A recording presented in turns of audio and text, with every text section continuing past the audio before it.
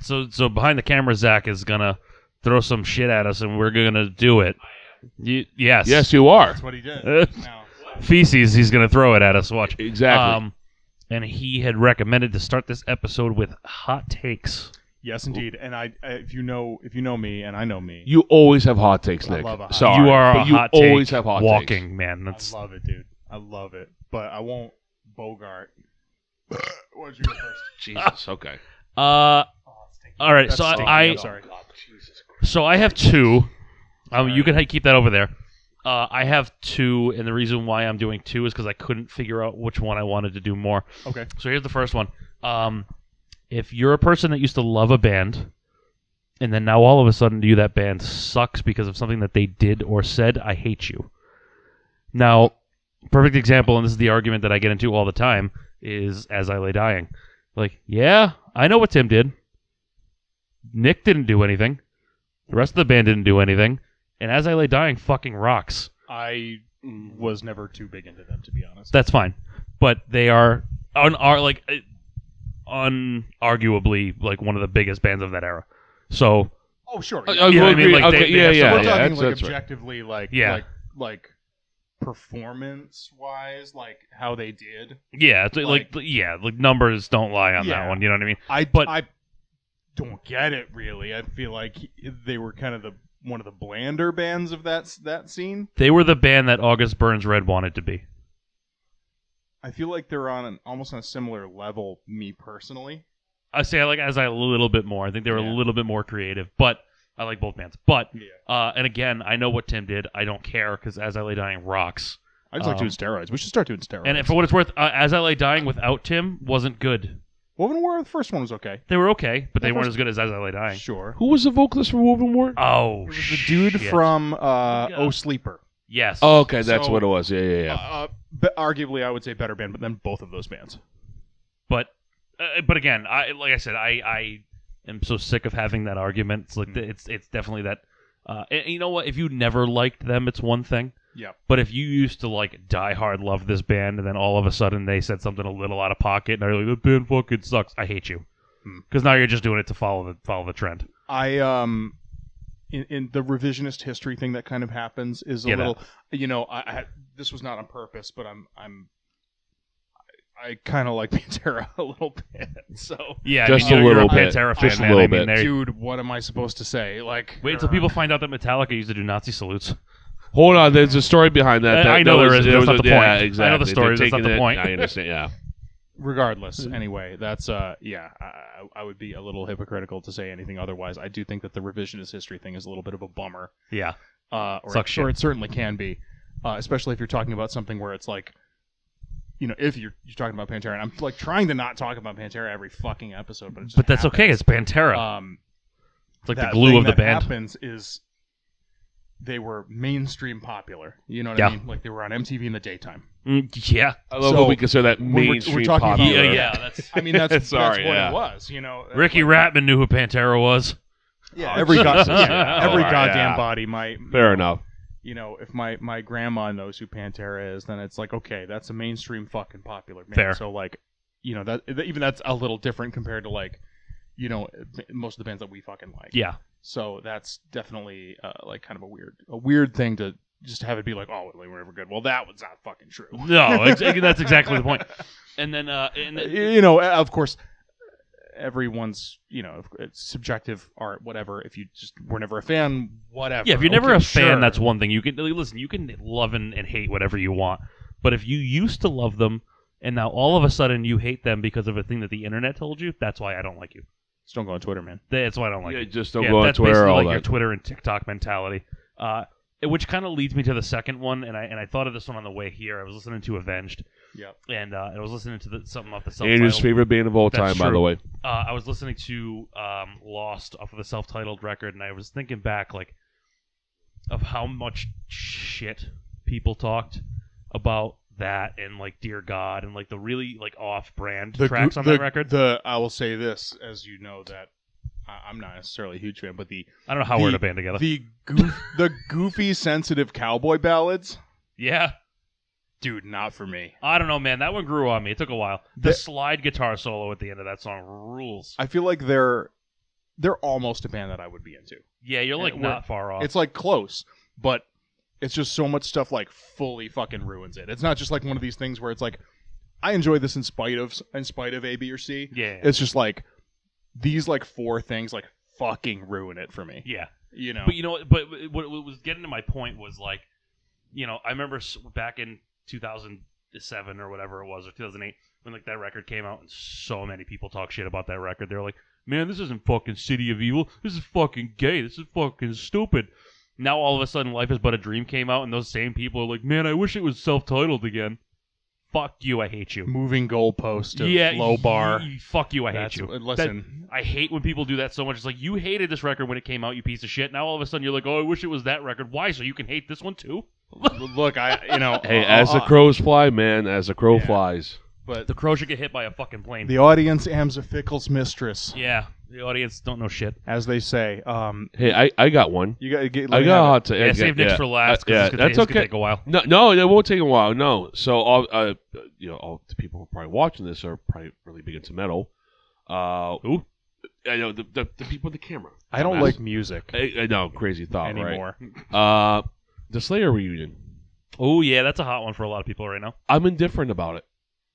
Yeah, me too. They're reuniting with everybody, right? Say that. Say what? It's the same. It's Jeff, Tom, Gary, and not Jeff, Paul. Freaking Carrie. Yeah, and Paul. Yeah. It's a Tom, Carrie, Carrie, Gary, and then Paul. Paul. Yeah, exactly. As far as I've heard, yes, that's why. What's the matter? Dave Lombardo didn't want to answer the call. Oh, dude, that's I a whole think that ship episode. has Of, Oh yeah, long. But no, I remember that ship sailed. No, and sank. I'll tell a really quick story. The 4 of us, actually, it is the 4 of us in here. Also, we have the peanut gallery in the back. We went to Slayer's last show at Second to it was last. Mansfield, right? Second to last show. 2019, 18, one of those 18. two. I think it was 18. I think it was 18. I think the actual last one that they did in this area was 18. That with Primus and shit that we didn't go to. Yeah, regardless, it was in the area for us to go see. And I have no problem admitting this, and maybe I don't know if you want to say it too, Nick, but I literally started bawling my eyes out. I got a little sensitive. Yeah, because I saw good Tom old Tom's just standing there, just there like smiling, and I was like, it was just, oh man, it was perfect. I mean, it sucked, but it was a good send off, and I felt good about it, and. You know, then we're hearing about all the rumors about Carrie's band, which they released a single a couple weeks Slayer and a half. Empty calories. Exactly. So it got the job done. No nutritional value. No, but then after that got sent out, I was like, all right, well, it's the same. It's Carrie King. It's Carrie King doing Carrie King things. Okay, cool. It's fine. You listen to it. It's okay. You hear it a few times. Cool. You go on the next one. Phil Dammel from Machine Head and Violence. I know exactly. Well, he left Violence. Well, yeah, ex-Violence, ex-Violence, but yeah. X-Violence. But I just saw the reunion with them. For 2 shows so far for Slayer. There's 2 festival shows. That's something like that. Something like that. I think Riot Fest is one of them. Yeah, and I'm a huge Slayer fan. Don't get me wrong. I felt really. I don't know. It seems like I hate. I don't saying think this, that's a that bit hot of a cash grab. Yeah, I don't Just think a that's little bit. that hot a take. I feel like a lot of the consensus is like, Okay. well, of fucking course they're back, and I agree with you on that. Like I've seen Slayer enough times. Like a few times, like a bunch of times. We saw Slayer. You and I. I've seen Slayer like 4 4 or 5 times. Dude, times a too. 90-minute Slayer Yeah. set definitely has some like fat around the middle, man. It's just like, okay. Yeah, it's like, all right, when are they gonna play fucking Angel Like, of Death so I just can go to the next show? Give me a break, please. So yeah, that's all for me. I just felt just but you know indifferent. what, I wasn't though? like happy or sad. I just felt indifferent. That's all. You know what though? Again, I wouldn't necessarily say that's a hot take, but it's also a product Some of the people will be. time now because so many older bands are like, all right, we're gonna call it quits. We've done our time. Like we're good now. We're gonna go be grandparents or parents or whatever. And then, because the music industry sucks shit right now, and you don't get to make money like you used to, they're like, oh fuck, we don't have as much money as we thought we did, and streaming revenue's killing it, right? Or so it's like, all right, well, they got to make their money somehow. Like I can't imagine Tom Araya going to work at a fucking Starbucks. You know what I mean? They've also made some money. I'm not going to say millions, but they probably made a decent living out of all But again, this. you know what? They also probably came up in an era where record labels really fleeced people too, so they probably were like pretty working class because they never stopped touring. That's right. All those guys were real busy back then. They never stopped. And they were like, there was definitely points where they were like touring relentlessly. Through points where I think the demand was a little lower. Like, I mean, I saw them at the Palladium in Worcester, like just a few years ago. You know what I mean? Like in maybe 2016, and it was not sold out. I remember that show. But I'm thinking, like even bands like My Chemical Romance and like fucking another perfect example is like Blink-182. Yeah. Like how many fucking times have they been like, all right, we're gonna go away, and then 2 months later they're like, all right, we're gonna come back with fucking Matt Skiba. Oh fuck, here's Tom. Here's fucking Uncle Tom again for the fifth fucking time with the new fucking Stratocaster. Is that the whole Avril Lavigne? I said her name right, because she's coming around here first time in like 8 years or whatever. Yeah, but kind of bummed we're not going to that one. I'm sure are they sold out. I don't know. I don't know anything about. No, I got too much shit going on in August. Oh, there you go. So, but I'm sure it'll make a good profit because they haven't came around so long. But again, I think that's like kind of the product of the time. So I think it was only like. If any of those bands were to do it now, I don't think they'd have a choice. Like Metallica couldn't stay away, like Slayer couldn't, Megadeth couldn't, Anthrax couldn't. Like none of those guys could actually stay away. They'd have to come back after. All I have to say is, all I have to say is, after we see the Metallica show in August, I will have any hot takes of whatever is good or bad. I'll be there in my full glory. We'll leave it at that. Oh yeah, we'll let the audience decipher that one. All right, Nick. All right, you great. Okay, and this is how I feel about this is we've talked a little bit about black metal and that's here we go. Nice. Here we go. And moreover, that it's just like I'm kind of tired of pretending that I like it. Here you go. And this is But you do. Okay. I feel like folks maybe know that I'm a dude who likes extreme stuff, so I'm gonna possibly fuck up my cred here, but I don't care. Death Heaven is my favorite black metal band. Really? I was just thinking about that today. Yeah, I know. Before the hot take thing came them. up, is you know what? Sunbather I think is my favorite black metal record, and I know that it's like not real black metal, but I don't fucking care. It's actually good and makes you feel something. Besides, are we at a point where I can make out of pocket jokes yet? I don't know. There you go. No, but I thought you were an Emperor guy. Well, okay, I do really like Emperor, but I'm more likely to go and like actually listen to Sunbather than I am like Nightside Eclipse, like just on any given day. Well, I do really like Emperor. I'm more of a Mortal guy just because it's that. It's more. I call Black and Thrash because it's more. At least that was Blizzard Beats. That was kind of the first. If I'm trying to remember this and stuff like that. I think the closest you're gonna get me to black metal is like. Mayhem? No, not even. Like, probably Cradle of Filth, probably, and like Abigail Williams. That's probably as close as. I do like Abigail Williams. Yeah, that's true. Oh no, that's not black metal. But yeah, those are probably the only two that you'd get me anywhere near. That's you're talking. I think the first show I ever saw that with you was you guys with the Big Show. Oh fuck, I'm sorry. What was it? V8? It was in Providence. The V8 Club, or it was DV8. DV8. The short-lived club. Okay, real short, and that was the budget Club Hell is what that was. After Club Hell closed, they grabbed that room and they tried to kind of rebuild what Club Hell was, and that it was a shithole, man. That place died quicker than it was born. The reason why I'm bringing it up is because it was like a true mix bill. There was so many. I know exactly what show you're talking about. Yeah, there was a black metal band in the middle. Made no fucking sense. And it was like no sense. I love a mixed bill, dude. But this was like it wasn't mixed in the sense that you're thinking, where it's like, oh man, like it'd be really cool if we played with like another one down, like not that kind of fun. You know what I mean? It's like, oh, this is like. Okay, here's Shadow that's like already kind of on the weird line of like what the fuck is this band doing, and then there's just like this black metal. I'm talking. It was a true black metal band. It was a corpse paint and everything. Like everyone looked like Lars from Guitar Hero. Oh, sick! You know what I mean? Like it was like legit, a real black metal thing, and so it was. It wasn't as fun as it sounds. I promise. They weren't that bad. It was just they just didn't sound shitty enough, which is that's kind of part of the criteria. They actually sounded too polished. You got to ride that garbage line a little bit. Yeah. So I just thought of that. I think it's the only black metal. I would like to see a black metal show. It'd be kind of interesting to see like a Mayhem or. It's been a while. It's for been a me. while. I don't think I've ever seen one. I think I missed. Kind of interesting. I think I missed the hot take in that though. Is that when?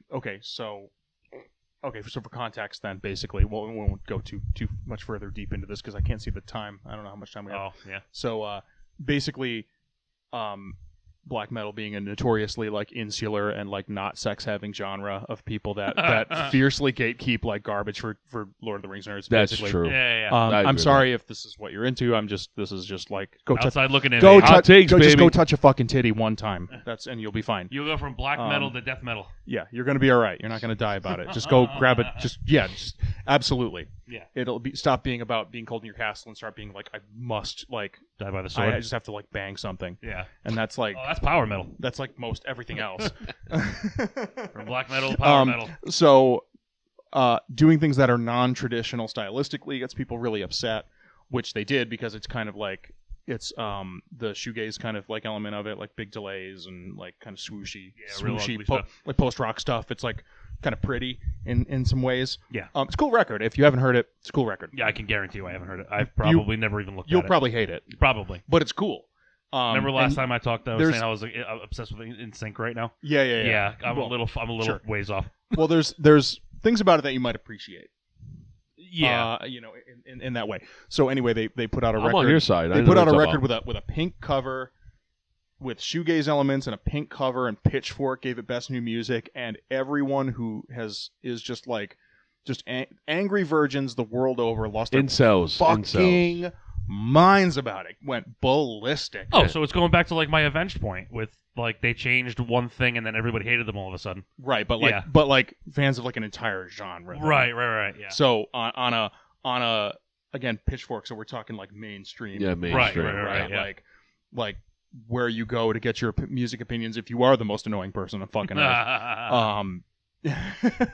So that's basically that got people real fucking mad, and I don't know, I just like it. Yeah, it's cool. like, I don't shit- care. I don't care. I shit think it's cool. happens. I like it. Anyway, That's okay. That's my hot take, I and didn't- that's going to matter more to like somebody who might be watching this than is like to anyone at this table. I very much expected a lot hotter of a take, and like I got something it. that hit a lot harder I'm from telling you, so- you're going to get like a 55-year-old Norwegian Scandinavian guy. He's gonna- one random time is going to see this Yeah. and just get your He's gonna mail me a 3-minute bomb. clip. Oh yeah, that may happen. Make sure Check your remind mail. me to tell you that out of pocket joke later because Yeah, off mic, Right, please. yeah, off I don't mic, want yeah. to. I don't want that one to go to Jesus. waste, but I feel real not. good about that one. Good. Contain it. Control yourself over I'll there. think about it. Okay. Jesus. Anyway, All right. What we talk about? What is it? The songs today. Which one we got So we're- now? we are So we're- doing Intermission and Black Blanket today. Yep. So we're jumping into some more track by Jumping back track, into the record. track by track of our last record filmed on location. So we're talking a little bit about kind of like putting By it our together. record. If you are just tuning in, which if you're not, just go back. Just go back to the beginning and just don't fuck up. Just listen to the whole thing. They can still see that you're talking. Get a copy of the record from the bin. We can Oh. product Well, placement. just put it on the all right, product pause it. placement. just put it on the just put it on the fucking thing. I mean, it's too late. All right, he's getting up. It's not too late. It's not too late. We can get up. It's okay. It's too late. Product now. placement's important. All right. How many times is it gonna take to open it? He's got It only opens in one side. You have 4 chances. You got it, dude. I believe in you. I love you and I believe in you. There you go. Place that Sweet. bit. Look at that. Yeah, Mm. prop it up. There we prop go. it up. There you go. Bam. So anyway, that's our record. Product placement. That's our record. It's a good one. Motherfucker. I like it. It's gonna fall over, I'm sure. Watch. All right, come sit back down, will you? Fire emerging. Fuck you. That's what she said. Go ahead. What about what we Anywho. talking about today, Nick? All right, so we're at the. So last week we were talking about the world and everyone in it, which is kind of the end of that song. Kind of hits the midpoint of the record, and the midpoint of the record's got kind of another like a little connective tissue track, so the intermission track, which was kind of when we were talking about having these things in the record sequence to kind of play with the long form of it a little bit, to be able to have those things in there and have it be the point of that one was really to have it be a breather, because it is kind of a gnarly part to end, and then just the fact that that whole front end of the record is just getting Aggressive. It's fast. getting kind of hit I in the agree. face a bunch of Yeah. times. It's kind of exactly like what the first half of the record is exactly what you'd expect from us. And it's because it's also all the songs are short too. Yeah. So it's a lot of kind of mood changes. So it's a lot of mood changes because each track has a ton of parts, and then each song is short. So you're really getting kind of bludgeoned. Yeah. For the first Your brain's really getting the rattled. first 15 minutes of the record. So I thought it would make sense and be sensible to have kind of like a little palate cleanser, especially too because the back end of the record is a little weirder. Yeah, exactly. Yeah. And then there was also so there were kind of a few things that were in mind when we were when that part was getting put together. So it's all a bunch of kind of jangly campfire sort of acoustic guitars. That was sort of the first thought. I was like, okay, what makes perfect sense? Campfire. Yeah. Like swampy sort of vibe. That was a no-brainer immediately. Like, oh, that's what that's got to be.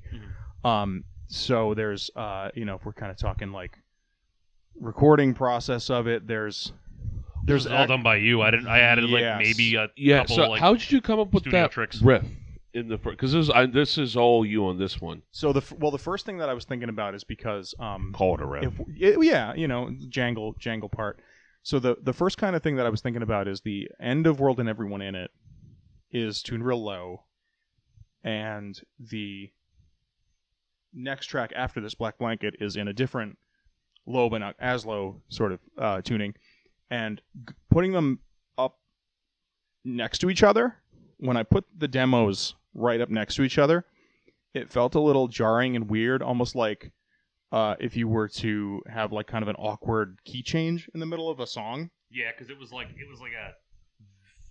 only a one note off because we're doing it was a note and a half because we're in C and then B flat for Black Blanket. Well, it was C sharp for the it was bass It is C sharp. Oh, So octave down C sharp. Yeah, I thought we were gonna drop C. And then going from that to the B flat for Blanket, which we'll talk about the tuning of that tuning as well in a minute. But yeah, right in the middle felt next, a little. It felt a little awkward, like they were kind of rubbing up against each other. So in order to kind of do the jangle thing, I got this resonator guitar. There is a demo track still on there. The one track that's up the middle is still from the demo. I actually didn't know that. Yep. So that's cool. And then that's just like on a literal like $50 Oh yeah, acoustic guitar. yeah. I remember like, you buying that. It came in at work, and you were like, "Fuck this." No, this is one that we had already in the house. This was the one that you got to work. But I bought a resonator for The all the other stuff is a resonator. Yeah, that's what I'm talking But about. there's like a $50 like Rogue acoustic. Oh, right up the that middle, one. Yeah. Because it was just what was in the house. Yeah, I remember. Yeah, okay. Or was a Crafter. Yep. I think was what it was. So that one's the one that's right up the middle, which is now you know. Yeah. So the it's in an open, like a slide tuning, an open tuning where if you are not a guitar player, if you don't care about this, again, I don't give a fuck. So you tune everything in such a way that when you play all the strings open, you just strum the guitar without fretting anything. It's a chord. So it's a open C, which would be normally C, G, C, G, C, E. That even felt a little lessons over here. That even felt a little janky. Like, okay, this like bass C sharp to C, then back down to like this weird. So keeping it kind of having it be kind of like a step up in pitches from song to song, like felt like it was a little more sensible. Yeah. So from that C, it's the highs up to another C, so it's like a little jangle drone. So they're unison little drones on the high top, and then the low string is, which is kind of part of the Black Blanket conversation. It's sort of a Mastodon thing or a Soundgarden thing, or some of these bands all kind of do that sort of thing. Is if you want sludge, you crank that string down to the lower octave of it. So it's A, G, C, G, C, C. If you want to learn how to play that track, that's how you do it. There's a bunch of slide stuff. There's a lot of layers. There's like a lot of pad sounds and all this kind of like wacky stuff. Yeah. That So sort of packed on there. So if I remember, and correct me if I'm wrong. Yes. When you wrote the Django riff, whatever you want to call it, you and your girlfriend, still girlfriend, living together, were renting a house in Pawtucket. Yep. And if I recall, I don't want to say you were depressed, but you were definitely. That's a pretty mournful fucking sound you got out of there. You told me a story. I just forgot what it was. So there's some percussion. There's a little bit of percussion. Yeah. Which is it's like a little jangly kind of percussion thing going on in the back. So at the time we had a dog. We had this little 3-pound Yorkie. His name was Rudy, and he was the best little dude in the world. He was nuts. Loved that dog. So he lived a long time. He lived at like 16. And he was just like a little terror, and I loved him to bits. And he was getting real sick around that time. So just thinking about that, like, okay, well, what are we like? I feel like we gotta like immortalize this fucking dog, because he's nuts, and he's just got like a big personality, and he's like turned me into like a little dog guy, and I'm like me walking this like little 3-pound dog around my neighborhood, and like I've seen it. It's good stuff. He had a little camo hoodie. We'd like walk around and listen to Crowbar. Yeah, it was great. Dumbest shit I've ever seen. Oh, so funny. He was like such a little kook, and just let him go and just tearing ass around the neighborhood for hours, just pissing on stuff, and he's just like a great dog, right? Yeah. Love him. So we took his little jingle collar, and so it's the jingle collar and like a beer bottle, just like hitting a beer bottle with a drumstick.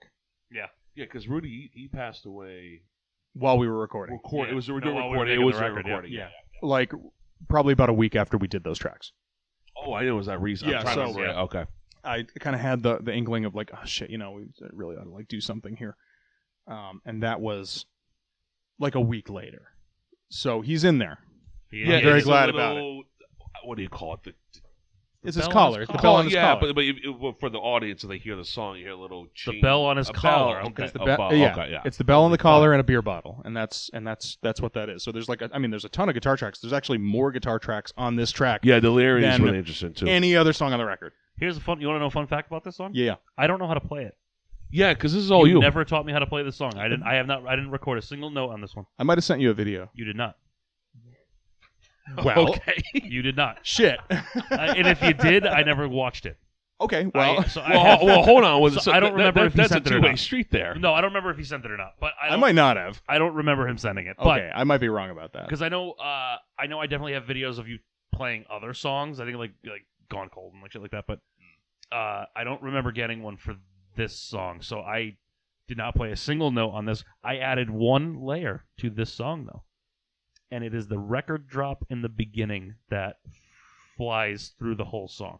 Yeah, the vinyl noise. Yeah, there's the okay. vinyl. I see what you're saying. I remember we were kind of going over like the final version of it, and it was pretty much perfect for what you had. I didn't really have anything to add to it, and then what our brains melded on that one, because anything that I would have done, you already did, as far as like the little like lead section over it and stuff. So I was sitting there listening to it. I'm like, something is missing. It's like real bland. As pretty as it is, it's like real bland. And I was like, just throw a vinyl sound on it. Like make it sound real, like real more swampy, lo-fi, yeah, like real shitty. Yeah. And it was perfect. That we were like, that's it, all done. That was it. We just did a little bit of post on it, and that was it. Yeah, that was there's that, and there's we were kind of sitting there for a while, and the only thing that wasn't there when we were like initially talking about this ended up getting in there right at the end, which I don't think we discussed. I think it just happened, was all the sort of the talking underneath. That's exactly what I was going to ask you about. So I don't even know I forget what it is. So if you're interested in this at all, it's there's this guy Alan Watts. He was like a philosopher in like the fucking like 70s or some shit. So anyway, he was like kind of a hippie, but he had all these kind of just interesting guy to sort of like just listen to him talk, even if you don't get much kind out of of Neil it. deGrasse Tyson. Yeah, but more so kind of about not so scientific. Yeah. But more philosophical. But it was all a bunch of clips from kind of some manipulated and pitched down clips from it was like a lecture called, I think it was Making Friends with Death, I think was what it was called.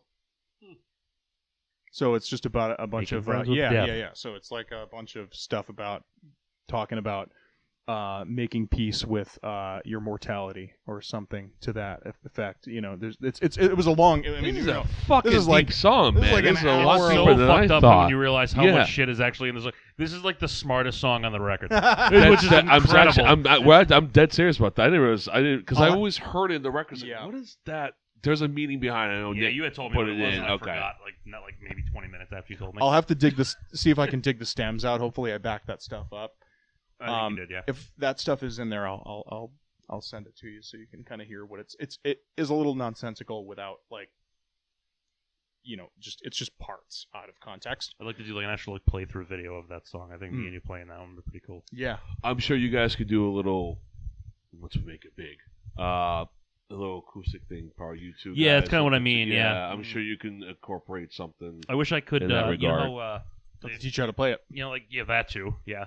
And I've seen. I know a lot of bands use these, but I've seen Tesla use it, and I've seen Avenged use them, where they have like the acoustic guitars on the stands. Yeah. That they just kind of like walk up to and play them. I like if those weren't $450 a fucking piece, it'd be really cool because that'd be a cool thing to just have on stage. And I don't think randomly anyone who break comes out. to our shows would want to see that shit. No, probably not right now, but maybe someday it'd be cool. That's fucking indulgent, is what that is. That is 100% like I'm doing this for me.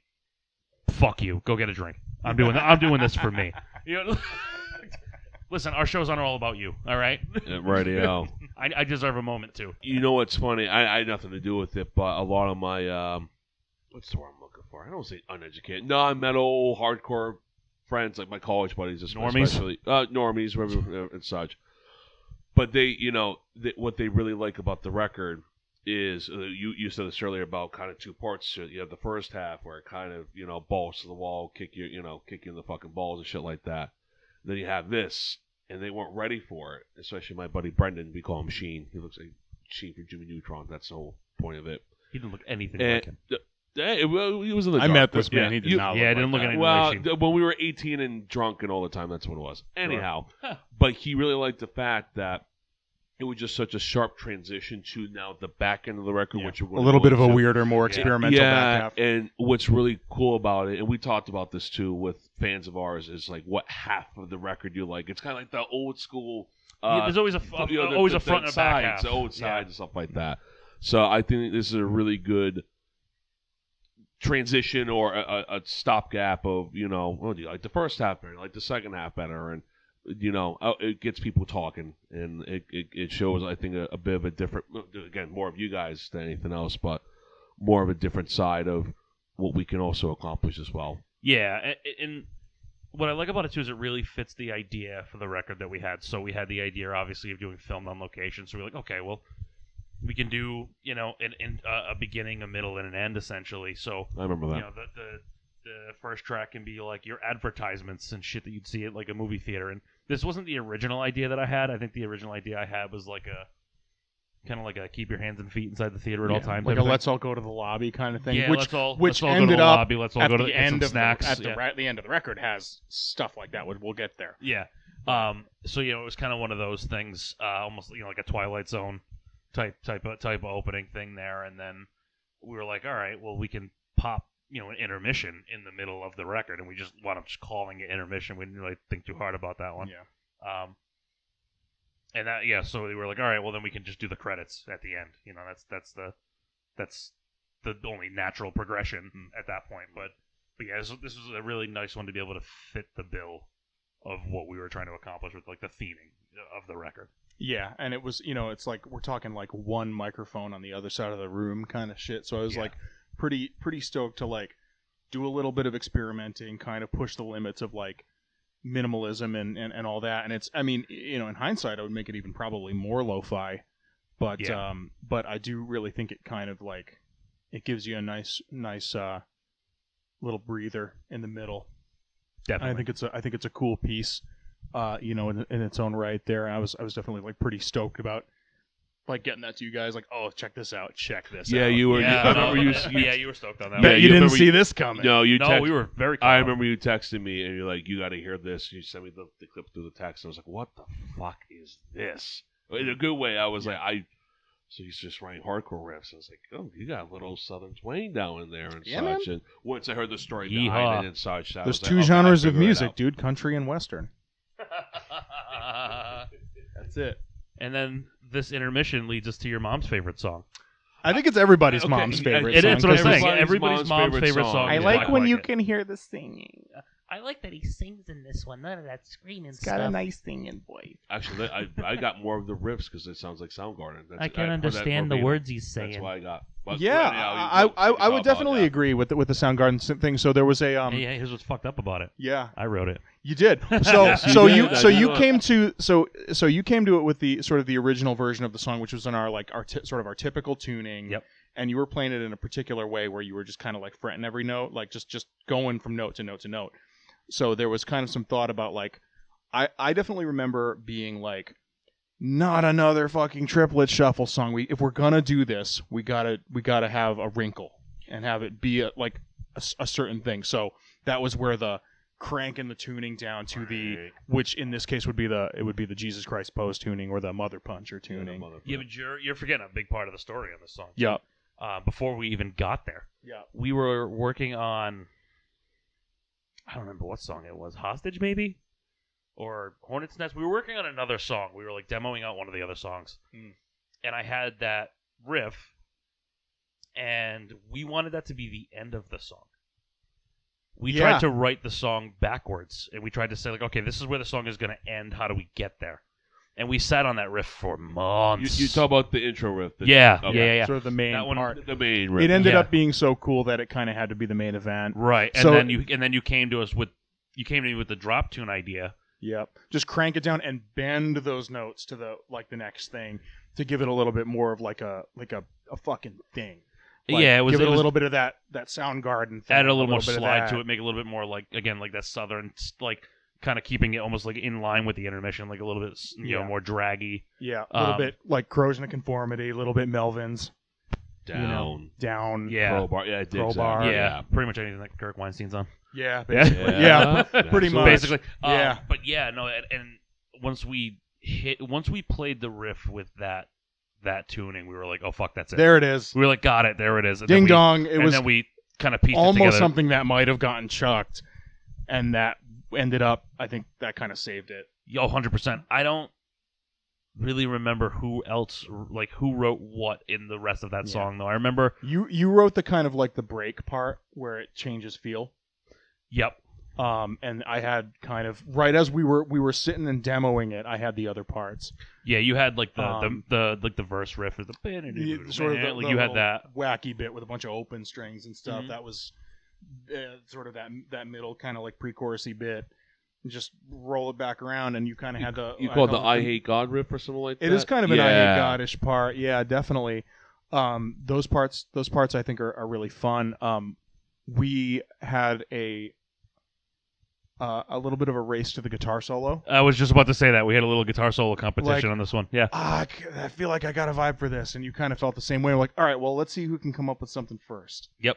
And what's funny is I was just going through like my voice memos recently on my phone because I was just like practice amp, phone up to the practice amp kind of thing. Yeah. We kind of start in the same place and definitely go two different ways. And that's the thing is like I don't even remember I what had yours like sounded two good licks and then the rest was like horse shit. So I don't remember. I have to hear it again. I don't remember what yours sounded like back then. I don't remember. there were first we start in the same place, like literal exact same place. Yeah. And then the rest is like I had like two good licks and then the rest was shit. Which just wasn't. I was just hit a wall immediately. I do remember. And you lobbied for it. You were like, "Hey, listen, like I really want to do this one." Like, Yeah, I had it. Fine, whatever. I don't care. Listen, going back to our conversation with Hornet's Nest. Yep. You know, on the solo with that one, I'm like, maybe this song could have. This is could have not had the it. second solo of the album. This is the second guitar solo, and I was like, I need this. This needs to be here.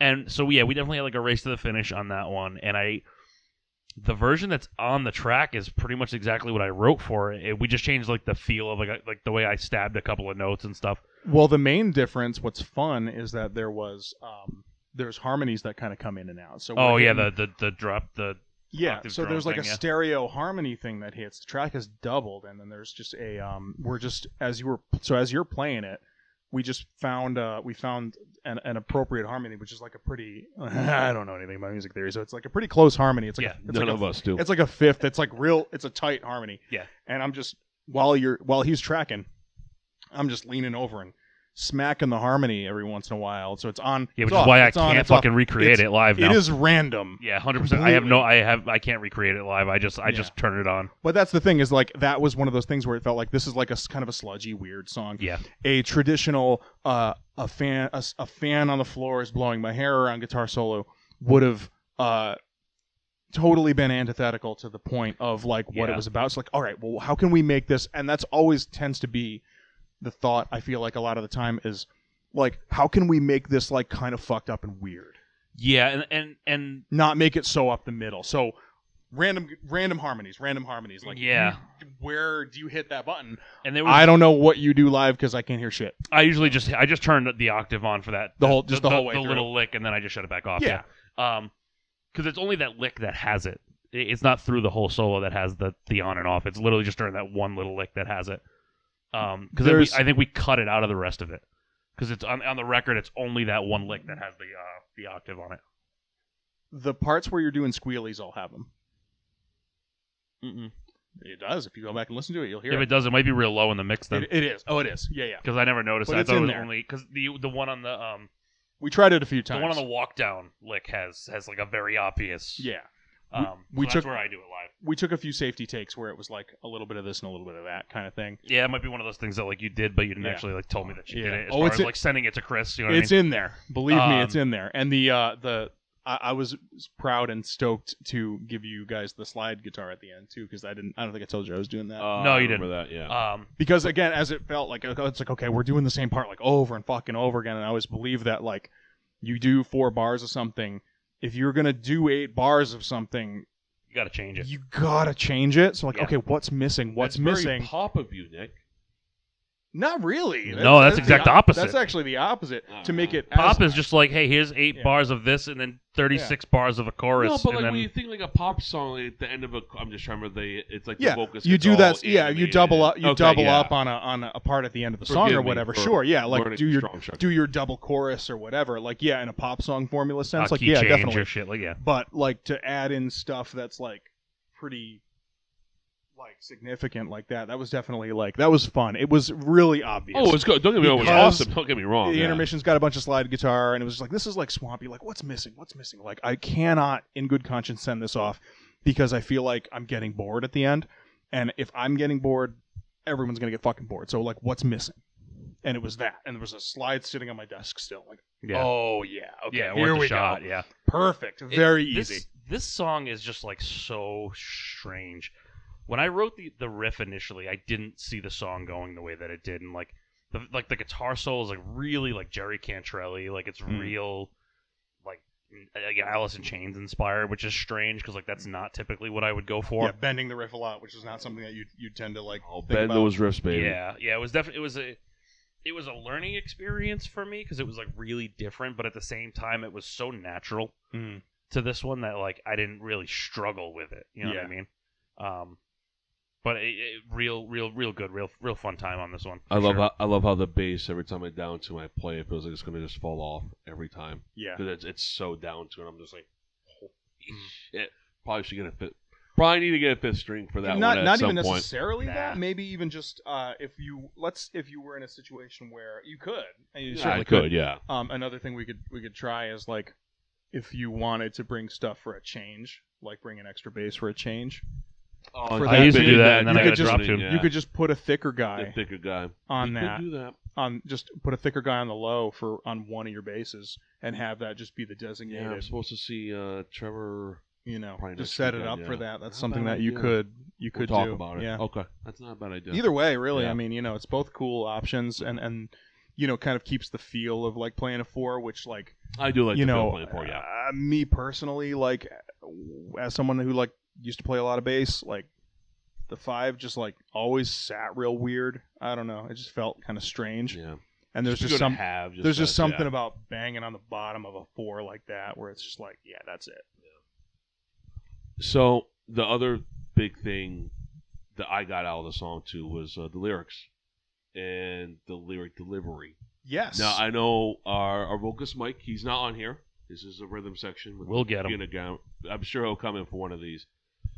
Now you wrote the lyrics. Yes. Now how did you and Mike come up with the different approach because this is the first song so far we've done with clean vocals. A full-on clean, because Yeah. there's stuff like with like Hornet's Nest where there's kind of like half-sung parts. There's like a couple of points, and Gone Cold has like a couple of like pitched. Like it's deep more deliveries. of like a pitched scream than it is like a full-blown singing part.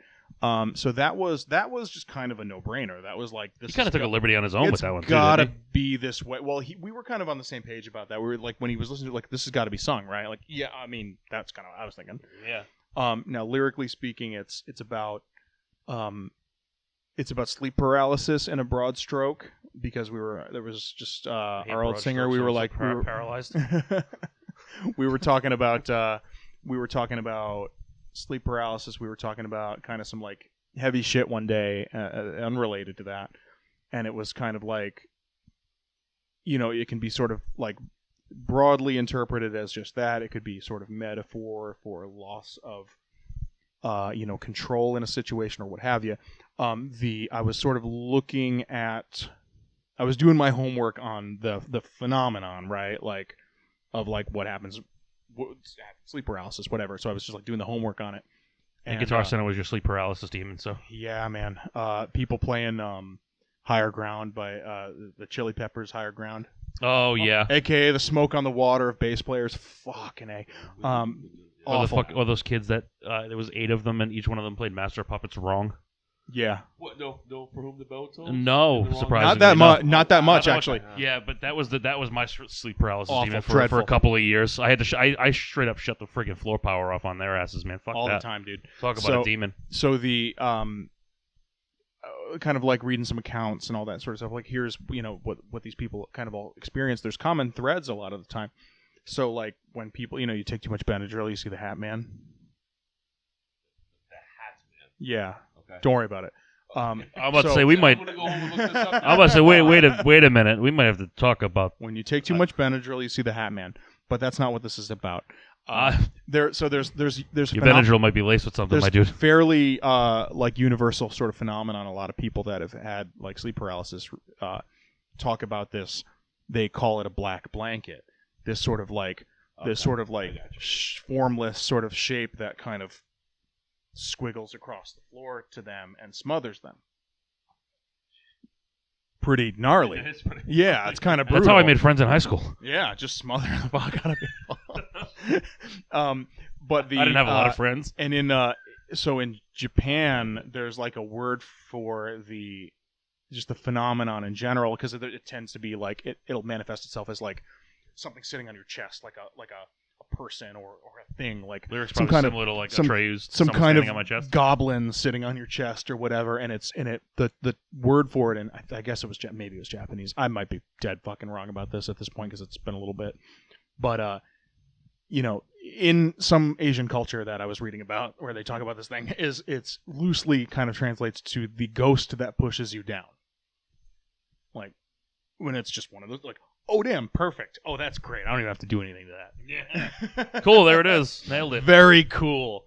So then the rest of it is just kind of using that sort of metaphorically speaking, but it's like lyrically speaking, pretty cool song. Melody was easy.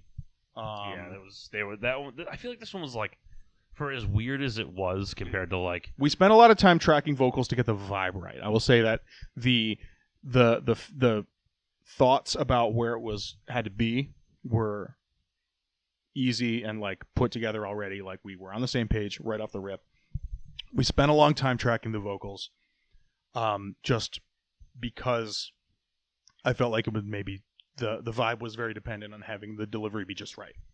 Yeah, and that's this sometimes was like a really vocal like required. Yes, song. Yeah. definitely a vehicle for singing. That's the other thing too, is like that what is right can be so intangible, where we were just spending fucking hours down there just like, I don't know, there's just something not quite right and I just don't know what it is.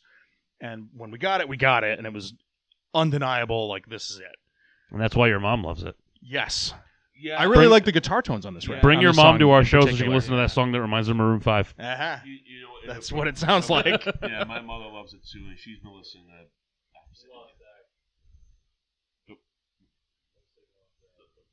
Hold on. Talk into it. Oh, testing. Testing 1, 2, 3. Yeah, probably something wrong with that cable. Oh, they're gonna swap All right, back and I forth guess like we're cute swapping boys. mics now. Oh, okay, very good. No, so just but real. Like I said, my mother loves this song. I think all the normies, as you called it, loves the song. It's an easy one to grab onto. And that's what it's our radio. And I put this in really heavy quotes. Our radio song. Actually, shit. Brendan, my buddy Brendan was there. He said that should be on the radio right now. So I was like, Get Jose Mangan on the phone. But no, I really like the sludge, groovy.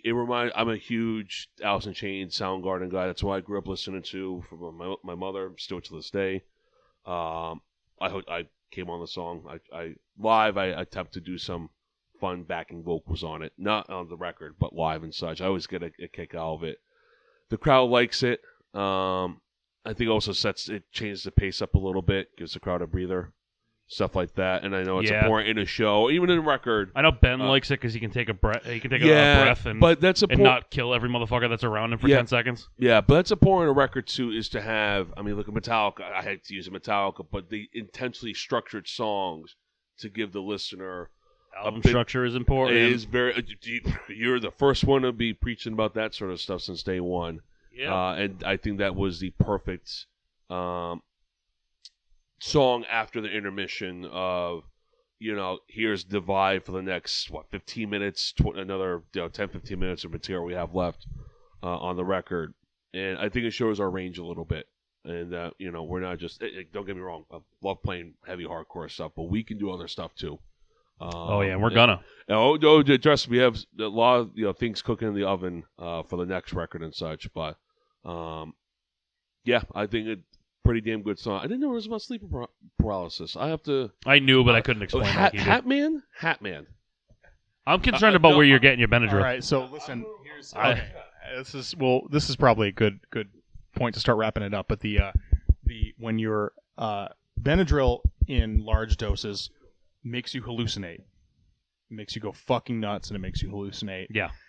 If you get IV Benadryl concentrate at the hospital, oh fuck, you will have a weird time. Damn, I gotta go hang out at the hospital. No, you don't. Shit. It's not pleasant. And that's from experience, but I'll tell you, man, goddamn. I did not see the Hat Man, but that was IV Benadryl. I think if you just eat a bunch of Benadryl tablets, you see the Hat Man. Or Doink the Clown. Yeah. The Hat Man is he's just like a big weird guy with a hat. And that's and he'll be in your house. And that's and there's nothing you can fucking do about it. So I saw that in my house once, but that was unrelated. Yeah. If you're on Reddit much, r/Benadryl will answer all your questions about God, that. Reddit is a fucking toilet bowl of the internet. Tell you about your Benadryl. Shocker. Loves Reddit. Oh my Absolute toilet bowl. Someone flush it. So in a way, it's a song about the Hat Man, vaguely speaking. If we're talking about very, very vaguely speaking, yeah. If we're talking about seeing weird shit, We got a song about the Hat Man. We should do a song about the Scat Man next. Oh yeah. I want to get Mike. We're gonna get Mike to scat. We're gonna put it in the lyrics and just make him do it. Intro the Yeah. That great impression, by the way. That was just awful. That was just terrible. But yeah, all right. So that's the next one. It's gonna be called Scat Blanket, and it's gonna be about shitting about your bed. I said Scat Blanket. I said Scat Blanket, not Shat Blanket. That's what I said. That's what I thought. Yeah. See, but yeah, sure, Scat Blanket. All right, who shit my pants? Okay, we're gonna. back. All right, we're blacks. The All boys right, are back. We're Boys black. are back. We're black. I love Dropkick Murphys. Yes, that's right. What the fuck were we talking about? I was talking about Scat Blanket. Scat Blanket. Talk about shitting our pants. Yep. Yes. It's okay to shit your pants. Buy our shit.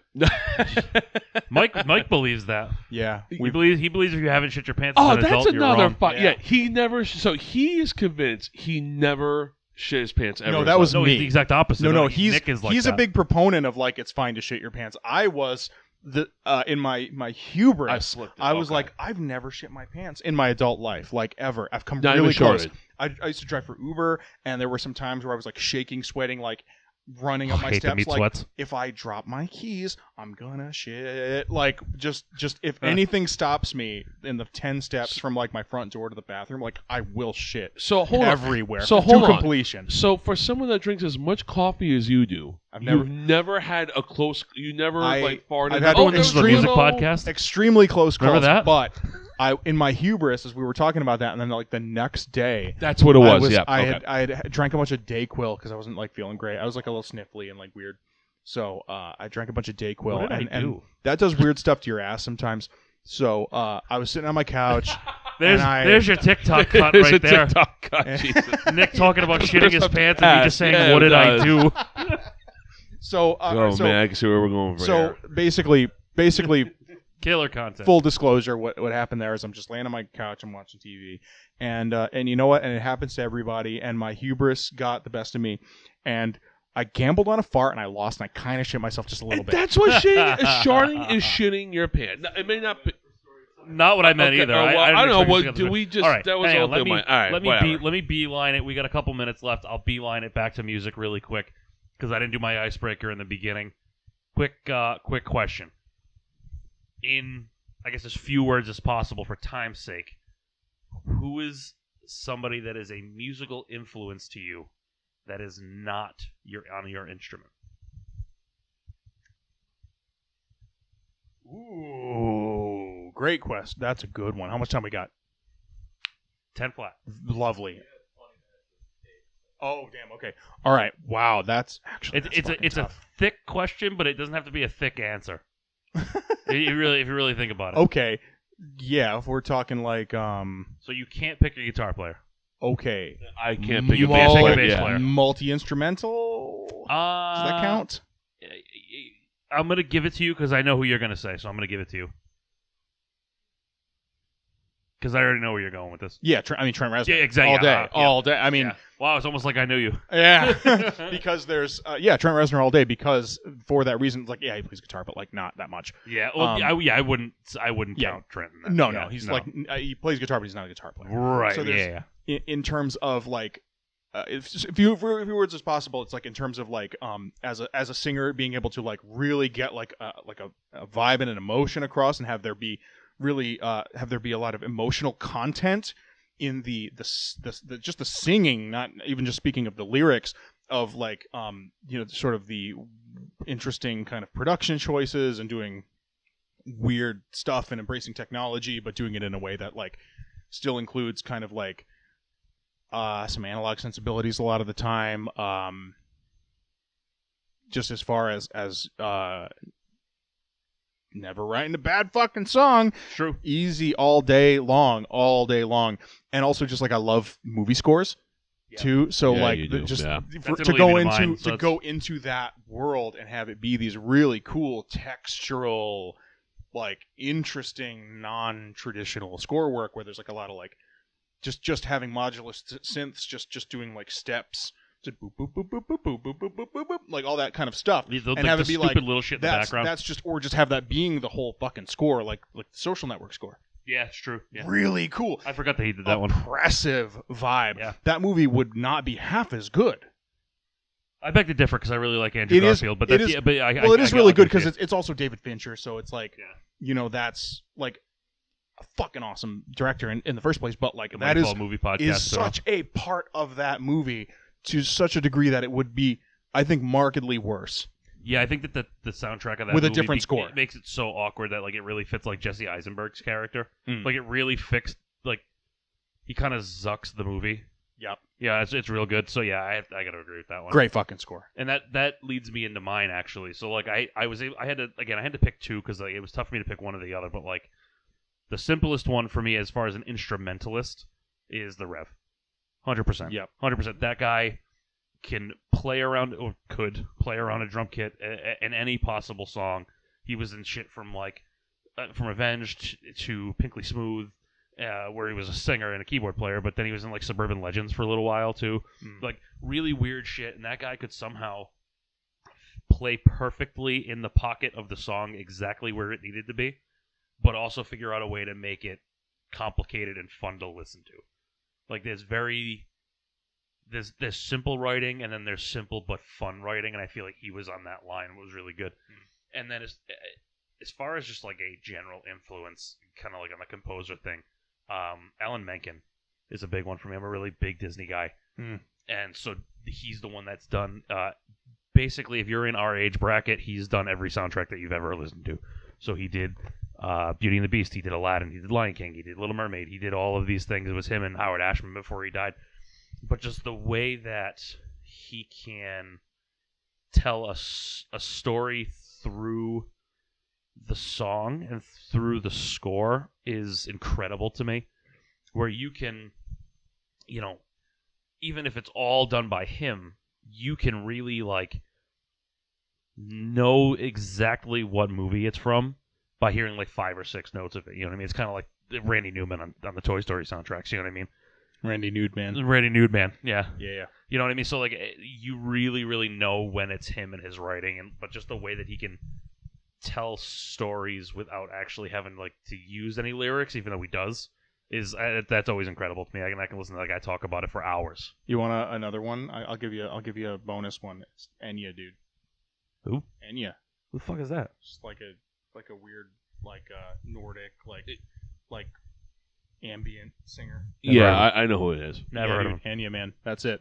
You want to talk about like when you're talking about vibe and production and just like having it be kind of just like layers and layers and layers of big washy, like getting wrapped up in a big blanket of like yoga music, dude. I love Enya.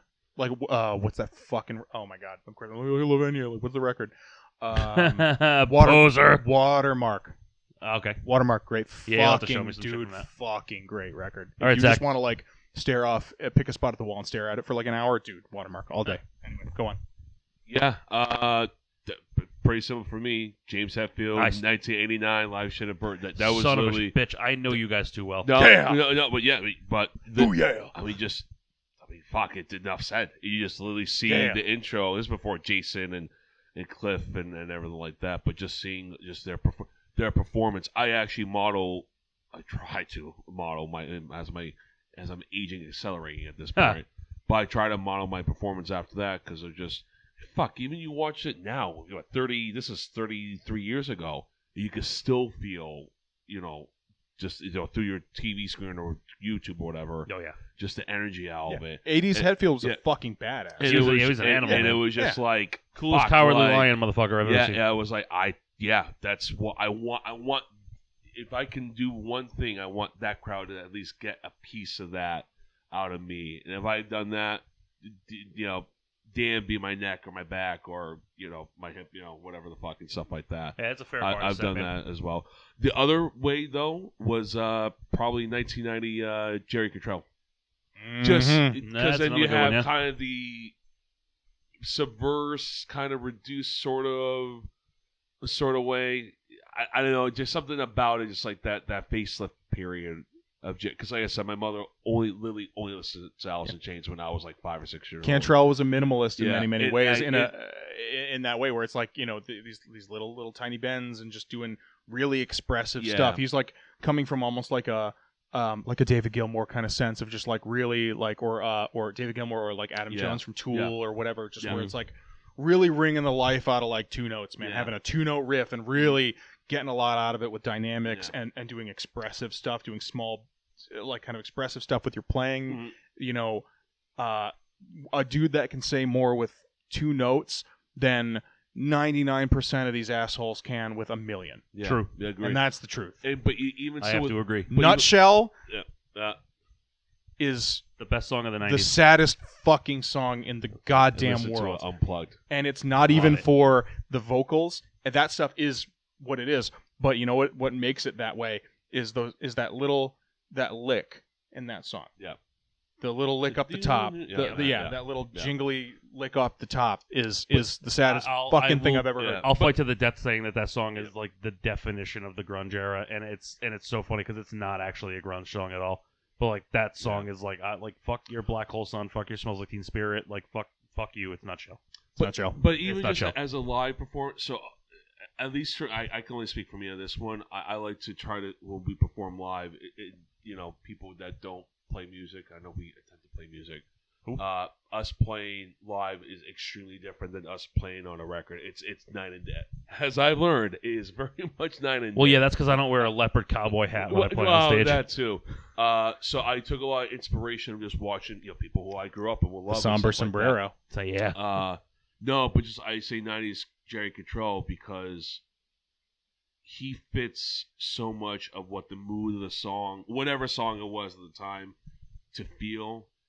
I don't know, something about that. Just I just resonated with it. He got the vibe. He hit the vibe of when to pull it back when you need to, and to kick ass as well. Yeah, making it look fucking easy too, man. At the same time. So those are probably the two. Like I said, no, I would definitely say that for was, sure. Yeah, that was as far as like the first two, I 100% knew that you guys were going to pick Trent Reznor and James Hetfield. I 100% knew that. But the other two were interesting. That caught me off guard. You're waiting for me to say Lars. Hey, back in '85, it was an animal. Went down. We're all right. You know what? We're not doing this. I think we're out of time. There, right? We're gonna kill this podcast before it even launches. We're not doing this. All right, fuck you. That's it, kids. All right, well, listen, that was some stuff about some stuff, and we'll see you songs left for the next time or whenever these come out. So we'll see you whenever that's done. And that's that. And anyway, goodbye. This is our record buyer stuff on the online stuff. We love you all. Peace out. Mwah.